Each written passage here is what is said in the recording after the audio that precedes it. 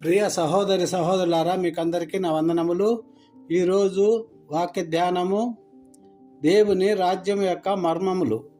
మత్తయి 13:11 పరలోక రాజ్య మర్మములు మీకు అనుగ్రహించబడెను. ప్రార్థన.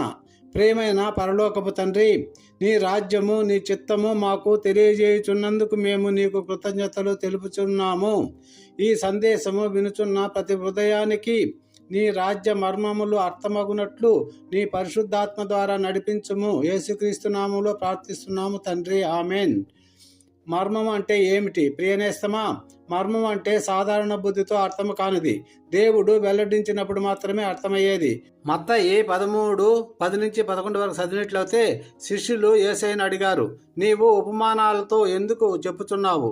యేసు సమాధానం, పరలోక రాజ్య మర్మములు మీకు అనుగ్రహించబడెను. అంటే దేవుని చూడటానికి కాదు, దేవుని రాజ్యము అర్థం చేసుకోవడానికి హృదయం కావాలి. దేవుని రాజ్యము ఏమిటి? చాలామంది అనుకుంటారు దేవుని రాజ్యం అంటే స్వర్గం మాత్రమే అని. కానీ యేసు ఏమంటున్నారు?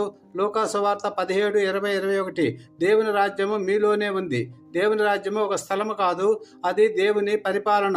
మన హృదయంలో దేవుడు రాజుగా ఉన్నప్పుడు అక్కడ దేవుని రాజ్యం ఉంటుంది. దేవుని రాజ్యం యొక్క మర్మములు. విత్తనము ఉపమానం, రాజ్యము వాక్యముతో చేసింది. మత్తయి 13:3-9 వరకు చదివినట్లయితే విత్తనము దేవుని వాక్యం, భూమి మన హృదయం. ఒకే వాక్యం, ఫలితం మాత్రము హృదయం మీద ఆధారపడి ఉంటుంది. మత్తయి 13:23 మంచి భూమిలో విత్తబడిన వాడు ఫలము కలుగజేయును. ఆవాల గింజ ఉపమానం, రాజ్యము చిన్నగా మొదలవుతుంది.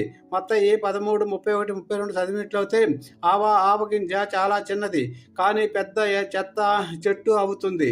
దేవుని రాజ్యం చిన్న ప్రార్థనతో, చిన్న విశ్వాసంతో ప్రారంభమై గొప్ప కార్యంగా మారుతుంది. పులుపు ఉపమానం, రాజ్యము అంతర్గతంగా పనిచేస్తుంది. మత్తయి 13:33 పిండి అంతా పులుపు చేత మారుతుంది. అలాగే దేవుని రాజ్యం మన ఆలోచనలు, మాటలు, జీవితం అంతా మారిపోతుంది. రాజ్యము నిశ్శబ్దంగా కాదు, నిశ్శబ్దంగా మార్పు చేస్తుంది. చిన్న కథ. రాజు తన రాజ్యాన్ని దాచిన కథ.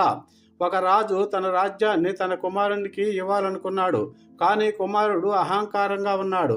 రాజు రాజ్యాన్ని ఇవ్వలేదు, ముందుగా అతని హృదయాన్ని మార్చాడు.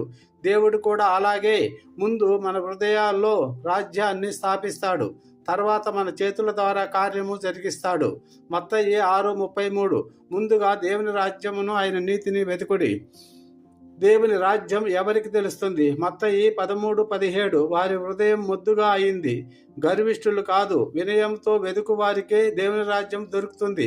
మత్తయి 18:3 మీరు పిల్లల వలె